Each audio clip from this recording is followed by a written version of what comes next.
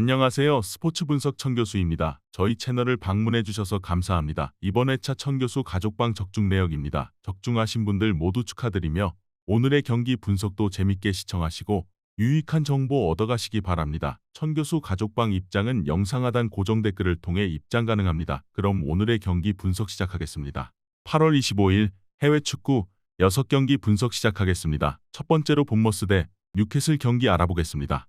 먼저 본머스의 특징은 상당히 강한 압박에 기초하는 편이다. 따라서 하위권 팀을 상대로는 강하나 강호들에게는 헤매는 경우가 많은 편이다. 다만 뉴캐슬을 상대로는 예외였는데 지난 시즌 1승 1무로 오히려 본머스가 앞선 전적을 기록하기도 했다. 상대의 컬러도 본머스와 비슷해서 맞불로 나서는 것이 가능했던 것으로 보이고 특히 세메요도 지난 시즌 뉴캐슬에게 골을 기록하면서 강점을 보인 바 있다. 이어서 뉴캐슬이 지난 경기 셰어의 퇴장에도 불구하고 이겼다. 다만 상대에게 페이스를 내주고 끌려다니는 상황이 많았기에 체력적인 소모가 심할 것이다. 특히 감독의 전술 자체가 강한 압박과 적극적으로 공간을 넓게 쓰는 것이기도 하다. 특히 이 전술은 에너지 레벨 관리가 어려운 원정에서의 부진으로 이어지는 편이고 지난 시즌 홈 원정에서의 성적 차이가 컸던 것도 이 때문이라고 할 여지가 있다. 본머스가 할 만한 상황이라고 보고 있다. 전체적으로 공격적인 압박에 훌륭한 기량을 보이는 두 팀인데 뉴캐슬이 지난 경기 체력 소모가 심했고 지금은 원정이다. 본머스가 지난 시즌 뉴캐슬을 상대로 1승 1무로 좋았다는 점은 모두 고려할 필요가 있다고 보고 있다. 이번 경기 본머스 승을 추천합니다. 핸디 언어버 및 최종 조합은 고정 댓글 링크를 통해 가족방에서 확인해주세요. 두 번째로 울버햄튼 대 첼시 경기 알아보겠습니다. 먼저 울버햄튼은 첼시를 상대로는 제법 강하다. 지난 시즌에도 리그에서 더블을 기록하는 등 첼시 상대로는 특유의 압박과 카운터가 상당히 잘 통했던 상황이라고 할 수 있다. 물론 네트의 공백은 좀 아쉬울 수 있다. 어시스트를 넣어주는 역할을 잘 해줄 수 있는 자원이라서 교착 상태를 돌파하는 데 상당히 훌륭하게 써먹을 수 있기 때문이다. 황희찬이나 쿠냐가 전방에서의 압박을 상당히 잘하는 편이라고 하더라도 결국 창조성보다는 선굵은 축구에 더 적합하다고 보는 것이 낫다. 이어서 첼시는 아직 마레스카 체제의 안정성을 담보하기는 어려운 상황이다. 지난 1차전 맨시티전에서도 엔조, 잭슨, 파머가 모두 부진한 모양새다. 특히 파머는 마레스카의 축구에 적응이 되지 않은 듯 동선 자체가 겹치는 모습을 자주 보여주기도 했다. 결국 경기가 전반적으로 잘 풀리지 않았고 울버햄튼의 강한 압박에 대응하는 것도 문제가 생기지 말란 법은 없을 것이다. 2군 위주로 나오기는 했어도 컨퍼런스 리그 이후 이틀 만에 경기를 하는 체력적인 이슈도 변수다. 첼시가 울브스 특유의 압박과 속공 상황에서는 상당히 약한 모습을 보여주는 편이다. 특히 주요 선수들이 아직 체제에 적응을 하지 못했다는 것과 감독의 선수들 배치도 아직은 자리를 잡지 못한 것이 첼시 입장에서는 아쉽다.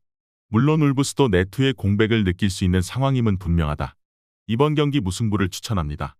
핸디 언어버 및 최종 조합은 고정 댓글 링크를 통해 가족방에서 확인해주세요.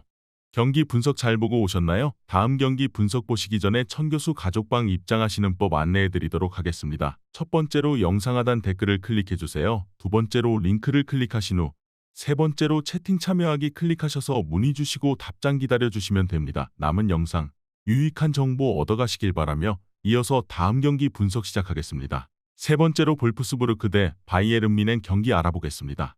먼저 볼프스는 상당히 적극적으로 맞불을 놓는 팀이다. 하세니틀의 성향은 위르겐 클롭 감독과 비슷하게 활동량과 카운터라는 데 초점이 맞추어진 성향이라고 할 수 있다. 물론 이 상황에서 강호들의 조직적인 압박이나 탈압박 능력에 밀리는 성향이 잦은 것은 사실이다.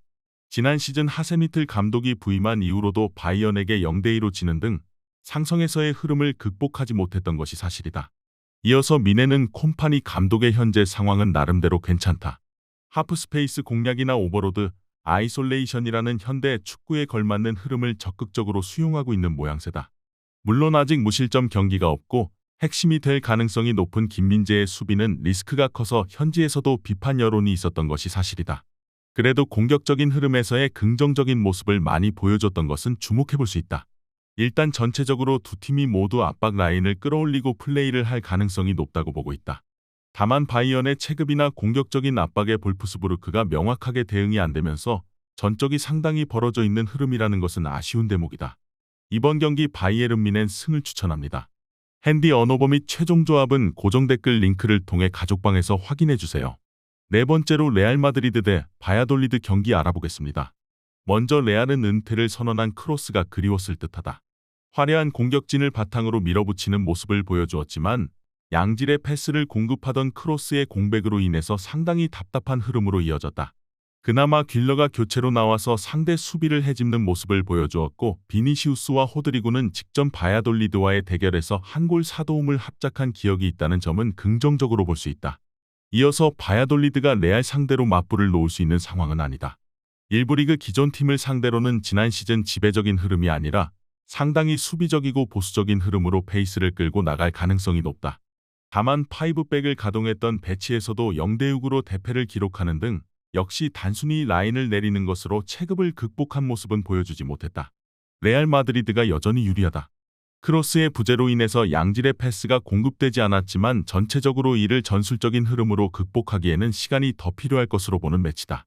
그래도 귓러의 활약이나 비니시우스와 호드리구가 바야돌리드에게 강했다는 점은 긍정적으로 보고 있다. 이번 경기 레알 마드리드 승을 추천합니다. 핸디 언어버 및 최종 조합은 고정 댓글 링크를 통해 가족방에서 확인해주세요. 경기 분석 잘 보고 오셨나요? 다음 경기 분석 보시기 전에 천교수 가족방 입장하시는 법 안내해드리도록 하겠습니다. 첫 번째로 영상 하단 댓글을 클릭해주세요. 두 번째로 링크를 클릭하신 후 세 번째로 채팅 참여하기 클릭하셔서 문의 주시고 답장 기다려주시면 됩니다. 남은 영상 유익한 정보 얻어가시길 바라며 이어서 다음 경기 분석 시작하겠습니다. 다섯 번째로 리버풀 대 브렌트포드 경기 알아보겠습니다. 먼저 리버풀은 입스위치의 아주 강한 공격에 당황했다. 패스가 롱패스 위주로 이어지면서 의도하지 않게 전술적으로 단조로운 상황을 자주 맞이하기도 했다. 특히 브렌트포드도 상당히 압박 강도가 높다는 점도 어느 정도는 부담일 수 있다. 다만 전체적으로 전술적으로 계단식으로 이어지는 정교함이 후반에 보였고 특히 체력이 빠진 후반에는 오히려 리버풀이 공간을 넓게 쓰면서 상대를 두들기는 양상을 보여준 점은 상당히 인상적으로 볼만했다. 이어서 브렌트포드도 토니 없이도 위사와 은베모의 활약이 상당히 좋았다. 전체적으로 올 시즌에는 부상자들이 적은 편이라서 상당히 높은 기동성과 압박 강도를 유지할 수 있을 것으로 보인다. 다만 문제는 체력이 빠진 이후의 대응이다. 사실 지난 시즌에도 경기 당 한 골을 후반에 내주는 등 압박으로 인한 부작용을 상당히 뼈저리게 느끼기도 했다. 브렌트포드 압박의 강도와 역습의 퀄리티는 상당히 좋은 성향을 보여준다. 다만 압박으로 인해서 생기는 체력적인 난조가 크게 작용할 가능성이 높은 상태다. 이미 리버풀이 이를 이용해서 공간을 넓게 쓰면서 입스위치를 두들기는 모습을 보여주었고 전술적으로도 중원을 거치는 플레이가 상당히 정교하고 좋아졌다. 이번 경기 리버풀 승을 추천합니다. 핸디 언어버 및 최종 조합은 고정 댓글 링크를 통해 가족방에서 확인해주세요. 마지막으로 토리노 대 아탈란타 경기 알아보겠습니다.